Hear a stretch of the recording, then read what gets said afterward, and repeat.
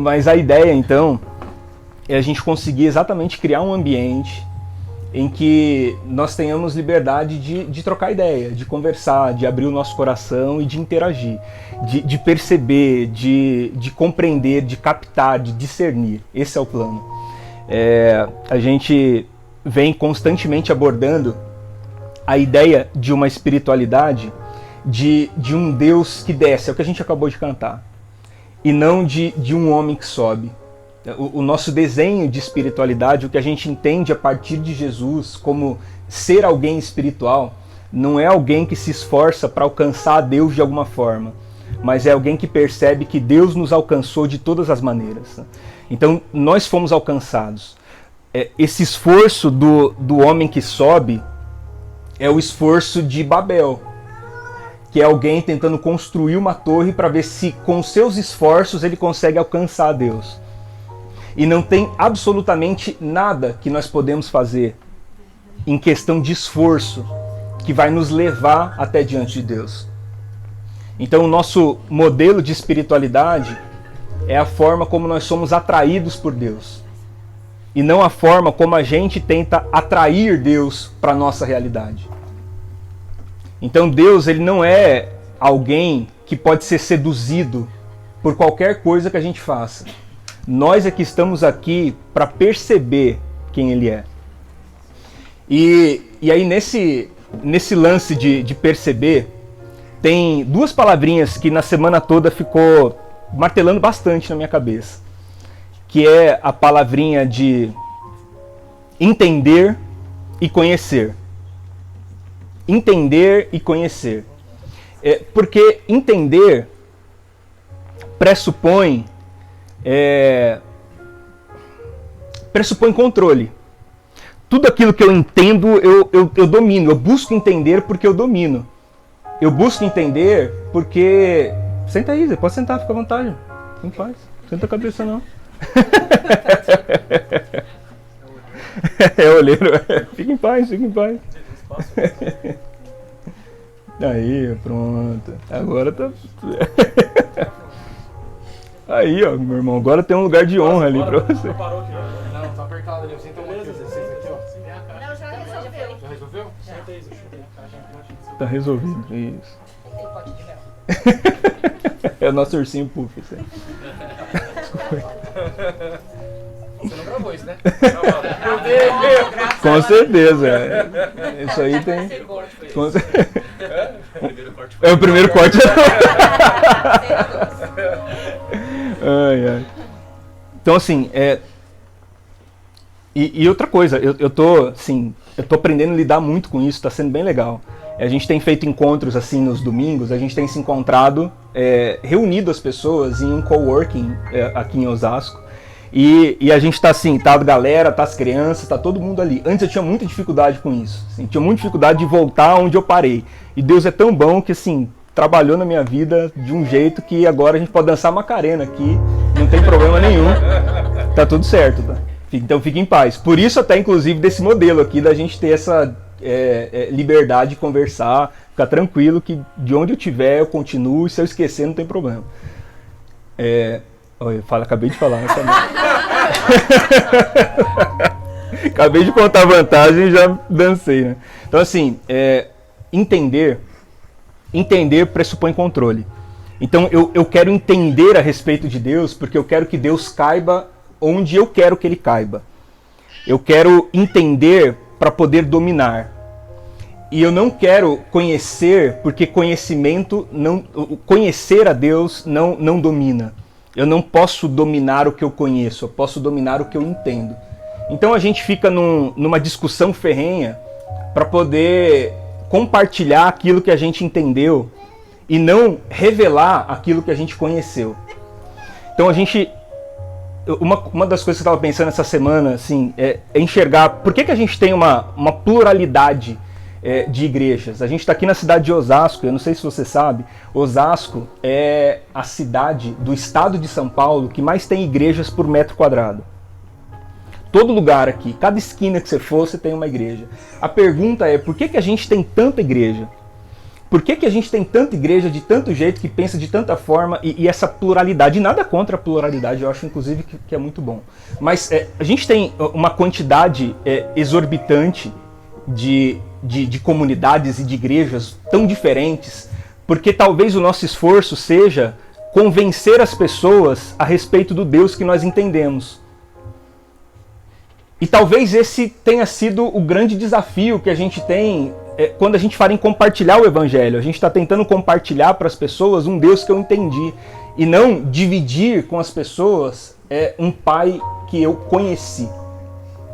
E não abrir o meu coração para poder dividir o que eu conheci, mas me esforçando veementemente para poder dividir, para poder assegurar que eu estou convencendo você de algo ou de alguém que eu entendi. Então a gente está tentando entender para controlar e não está se dando a conhecer. Então conhecer a Deus é o grande desafio. Por mais que a gente não entenda plenamente os seus desígnios. E eu vou dizer para você, assim, se a gente fosse parar um dia para conversar sobre todas as coisas que eu não entendo a respeito de Deus, rapaz, a gente tinha que fazer uns 25 encontros desse aqui por semana. E ia sobrar assunto, porque tem um monte de coisa que eu não entendo. Tem um monte de coisa que eu não entendo. A conta não fecha. E sabe por quê? Porque o objetivo de Deus nunca foi ser entendido. O objetivo de Deus, quando se revela pra gente na pessoa de Jesus, é de ser conhecido. E quando você conhece, você supera, através do conhecimento, tudo que você não entende. E a gente fica na neura de tentar entender, e enquanto a gente está tentando entender, a gente se priva de se permitir se conhecer, de se dar a se conhecer. Nós estamos impedindo as pessoas de nos conhecer porque a gente não está conseguindo se fazer entender. Faz sentido para você? Como eu não estou conseguindo me fazer entender, então eu me fecho e aí eu não dou a me conhecer. E na verdade, a gente está aqui numa relação exatamente para que a gente se conheça, ainda que a gente não se entenda. Tem um monte de coisa que eu não entendo. Eu sou casado há 8 anos com a Carla e a gente, de tudo, dá 15 anos. De namoro, de noivado, o tempo que ela me enrolou, tudo, somando tudo, dá uns 15 anos. A gente está casado há 8 anos. Tem muita coisa que eu não entendo, confesso para vocês. E eu tenho certeza que tem muita coisa em mim que ela também não entende. E tudo que a gente não entende um no outro, a gente supre através do que a gente conhece um do outro. Então tem coisa que eu não entendo, mas eu sei quem ela é porque eu a conheço. Então tá tudo certo. Então quando a gente se relaciona com Deus, a gente não se relaciona a partir da perspectiva do que a gente entende de Deus, senão ele está encaixotado dentro da sua percepção e da sua cosmovisão. Deus não é quem você acha que ele é. Deus não é a experiência que você teve com Deus. Deus é muito mais e muito maior do que qualquer coisa que você possa pensar a respeito dele. É um oceano ilimitado. Então por isso que a gente está aqui para conhecer coisas que a gente não entende. Porque se você tentar conhecer, se você tentar entender tudo de Deus, você vai limitá-lo ao que você tem condições de entender. E Deus não cabe dentro da nossa cabeça. Mesmo tendo algumas aqui que cabe até um pouquinho mais, eu estou vendo. Cabe um pouquinho mais de Deus. Eu não falei nada, eu não falei nada. Você está se entregando que eu não falei nada.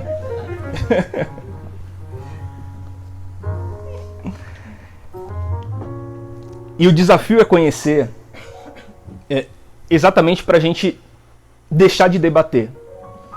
Deus não é um instrumento de debate. Deus não é um assunto que se domina na academia e por isso a gente conversa e debate e expõe ponto de vista. Porque essa forma da gente tentar mostrar para as pessoas e convencer as pessoas do Deus que a gente entende está impedindo o mundo de conhecer o Deus Pai do nosso Senhor Jesus Cristo. Jesus vai dizer que o mundo saberá que vocês são os meus discípulos quando vocês amarem uns aos outros. Não é quando a gente vencer um debate, não é quando a gente fizer, sei lá, qualquer coisa que seja, mas o mundo vai conhecer que nós somos discípulos de Jesus a partir do momento que nós nos dispormos a compartilhar aquilo que nós conhecemos, sem se importar com aquilo que nós não entendemos. Eu não estou aqui para convencer você para que você tenha a mesma ideia que eu tenho a respeito de Deus, mas eu estou aqui para abrir o meu coração para que você conheça a Deus da forma como eu estou conhecendo. Porque o desafio não é a gente entender Deus. O desafio não é a gente entender o amor de Deus. O desafio é a gente amar como Deus. Amar como Deus amou é o desafio, e não entender a forma como Deus te ama. O meu maior desafio não é saber que Deus me ama. O meu maior desafio é saber que eu tenho dificuldade de amar como Ele ama. Esse é o meu desafio. O meu desafio não é simplesmente parar um instante e ficar prestando atenção nas grandezas que Deus faz em mim. O meu maior desafio é entender como é que eu não consigo compartilhar isso com os meus irmãos. Então o meu desafio é entender por que as coisas de Deus que chegam em mim não passam de mim. Esse é o meu desafio. E são coisas que são impossíveis de entender. A gente estava compartilhando no domingo, lá no nosso encontro, sobre o nascimento de Jesus. E assim, para mim aquilo ali é uma coisa que eu nunca entendi. Imagina, o Espírito Santo enche o ventre da Maria, e ela está lá com José, uma dificuldade danada para poder explicar para o José o que aconteceu, porque eles ainda não estavam casados, e o trem estava meio ali, né? Então, dificuldade danada para explicar, até que o anjo que falou com ela teve que convencer o José que o negócio estava tudo certo. E quando ele finalmente se convence que estava tudo certo, imagina, o José era carpinteiro. Aí imagina, ele falando assim, rapaz, nós vamos ter um filho. E o filho que a gente vai ter não é qualquer um, é o Salvador, é o Deus conosco. Deus está encarnando aqui entre nós, o Espírito de Deus encheu o ventre da minha esposa e a gente vai dar a luz ao Salvador. Então imagina o capricho dele para fazer um berço, o homem que é carpinteiro. Imagina o capricho para fazer o berço, imagina o capricho da Maria, primeiro filho, preparando o quarto, pintando a parede, enchendo o enxoval, arrumando o enxoval, conversando com a Isabel, que era mãe do João Batista, estava grávida também, as duas saíam junto, foram para o Bom Retiro comprar enxoval. Imagina, aí volta um monte de sacola, aquela coisa toda, tudo pronto para o menino nascer. Um mês, a mulher está lá do 8º para o 9º mês. Aí o imperador romano convoca um recenseamento e todo mundo tem que voltar para sua cidade de origem. E o José, ele é de Belém da Judéia, ele é da descendência do Davi. E aí ele tem que pegar a mulher dele, do 8º para o 9º mês. Hoje em dia, do 8º para o 9º mês, você não anda nem de avião. Teve que botar a mulher num lombo de um jumento e fazer uma jornada de Nazaré da Galileia até Belém da Judéia. Rapaz, a primeira coisa que eu fico pensando, eu falo assim, poxa Deus, o senhor não podia ter feito isso, recenseamento, 6 meses depois? Porque daí o menino já tá grande, já tá durinho, com 6 meses já tá durinho, né? Já dá para enrolar ali nos lencinhos e tal, pega o menino durinho e leva ele. Ou não podia ter feito 6 meses antes, ela ia estar de 2 meses, 3 meses, a barriga não tá nem aparecendo ainda. Dá para confundir com a macarronada. Tranquilo. Tem problema nenhum. Mas não, tem que ser exatamente naquele período. Que falta de planejamento é esse? Como assim? E pior ainda, né? Eu imagino na estrada, Maria já com dor ali, falando assim, Zé, ô bem, você reservou um hotel pra gente, né?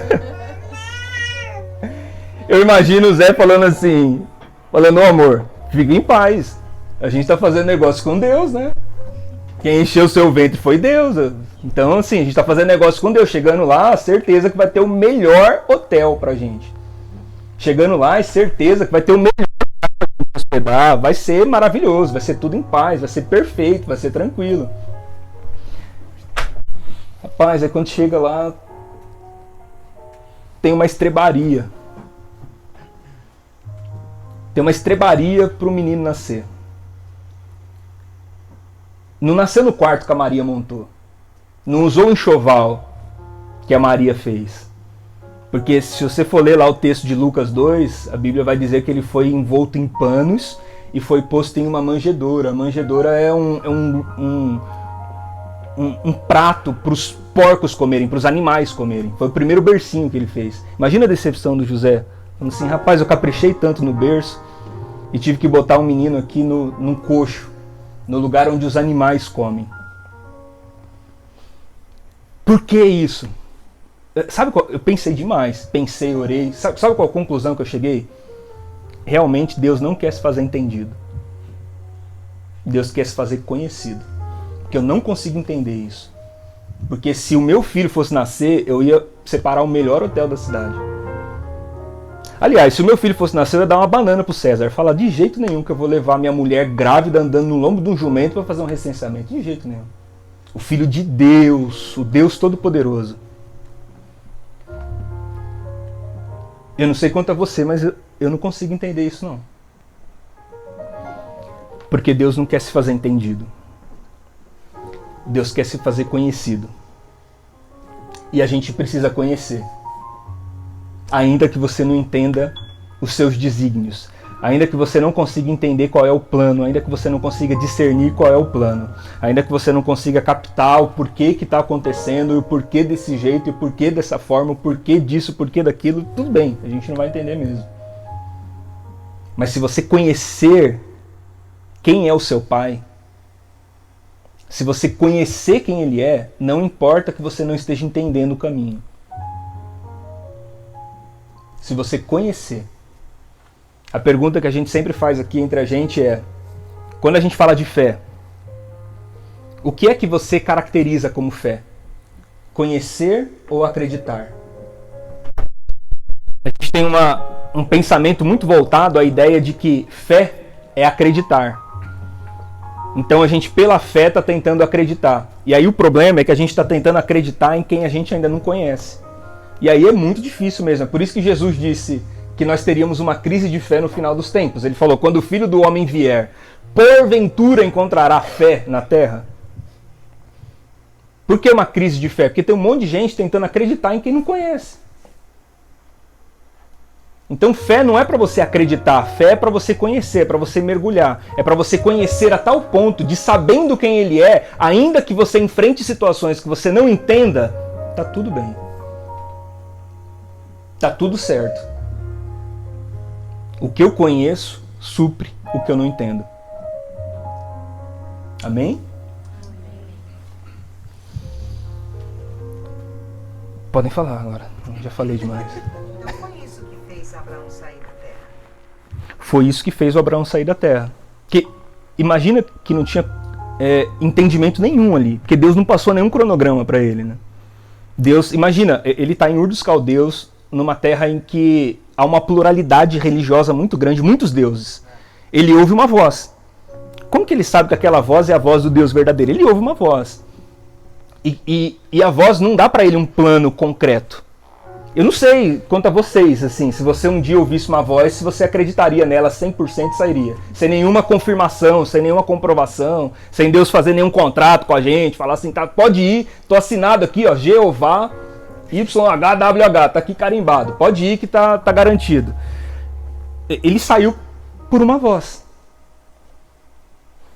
Ele não recebeu um cronograma de jornada, não tinha um itinerário dizendo, ó, você vai sair daqui, vai acontecer isso, você vai para lá, fica tranquilo, tô com você, a gente vai chegar. A promessa foi, eu vou fazer de você.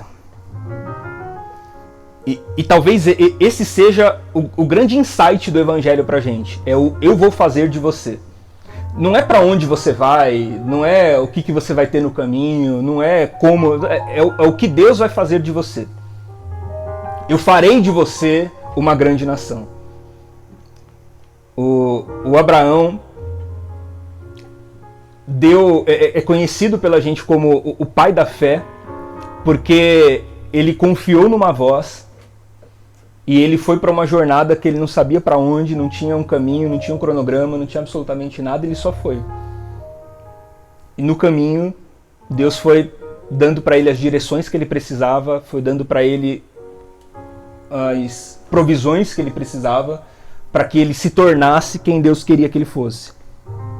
Então, no final, ele não tinha lugar nenhum para chegar. Porque, no final, Deus ia fazer dele alguém.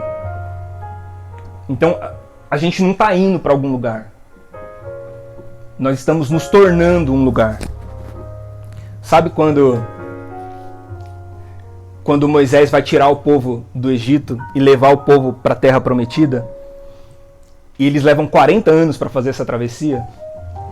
Eles levam 40 anos para fazer essa travessia porque eles poderiam chegar na Terra em 40 dias, mas se aquelas pessoas chegam em 40 dias na Terra, nenhuma terra ia ser prometida para um povo que não conhece Deus. Eles iam fazer da Terra Prometida um Egito /2. Ia ser exatamente a mesma coisa. Não tinha como. Porque não era o lugar. Nunca foi o lugar. Jesus, quando encontra aquelas pessoas no templo, e aquelas pessoas todas imaginando que aquilo ali era o lugar, ele diz, não, gente, isso aí não é o lugar. Fica tranquilo, porque eu vou fazer um lugar. Eu vou construir um lugar. Derrubem este templo, eu farei outro em 3 dias. E o que Jesus fez em 3 dias? Ressuscitou e mostrou pra gente que esse é o lugar. É o que Deus quer fazer de você. Não é onde você vai, é quem vai. Quem vai? Quem está indo? Você é o lugar e sempre foi você o lugar. O lugar nunca foi um lugar. Você sempre foi o lugar. E esse foi o maior desafio quando Jesus veio dizer para aquelas pessoas que tinham o templo como uma grande referência. Esse foi o maior desafio. Em João capítulo 4, quando ele encontra a mulher samaritana, a mulher fala, a dúvida da mulher é o seguinte, ela fala, Senhor, eu percebi que o senhor é um profeta. Me responde uma pergunta. Qual é o lugar certo de adorar? É no templo, como fazem os judeus, ou é no monte, como fazem os samaritanos? É no templo ou é no monte? O que Jesus responde? Jesus fala assim, mulher, claro que é no templo, poxa. Falei para vocês que é no templo. Qual que é a resposta de Jesus? A resposta dele é o seguinte, não é nem no templo e nem no monte. A hora vem e a hora é chegada em que os verdadeiros adoradores adorarão ao Pai em espírito e em verdade. A mulher procurava um lugar. Jesus procurava uma pessoa. Ela procurava um endereço. Jesus estava dizendo para ela que ela era o endereço. É em espírito e em verdade, verdadeiramente espiritual ou espiritualmente verdadeiro. Você é o lugar. João capítulo 3, a conversa de Jesus com Nicodemos. O Nicodemos fala assim, escuta, onde é o reino de Deus? Como que eu faço para ir até lá? Que ônibus eu pego? Posso pegar um trem? Vai estar lá? Depois da Consolação tem a estação Reino de Deus. Desembarque pelo lado direito. Cuidado com o espaço entre o trem e a plataforma. Não tem uma estação Reino de Deus. O Nicodemos estava querendo saber onde era o lugar. Ele estava esperando que Jesus entregasse para ele um endereço. E a resposta de Jesus para ele foi, não. Você quer saber onde é o reino de Deus? É necessário nascer novamente. Você está querendo um lugar? Você é o lugar. Por que a gente quer um endereço? Por que a gente quer um lugar? Porque a gente ainda quer entender. Nós queremos fazer um itinerário. A gente ainda está pensando como é que eu faço o cálculo para saber se eu vou ter condições, se eu vou ter passagem, se vai estar trânsito, se eu ponho no Waze, se eu pego condução, se eu vou chamar um Uber. Então não tem itinerário, porque não é para onde você vai. É quem vai. Quem Deus vai fazer de você no caminho. Por isso que o segredo não é o que você faz, o segredo é o que você faz está fazendo de você. O encontro que a gente tem aqui, a ideia que a gente está tentando pensar como encontro, é um ambiente em que a gente não vem aqui para poder receber um serviço, mas a gente vem aqui para se dar a conhecer. Para a gente desconstruir a ideia do serviço, de que a gente vai e tem que ser assim, tem que ser assado, isso aqui é o esquema, isso aqui é o controle, é assim que acontece, pai, tá lá.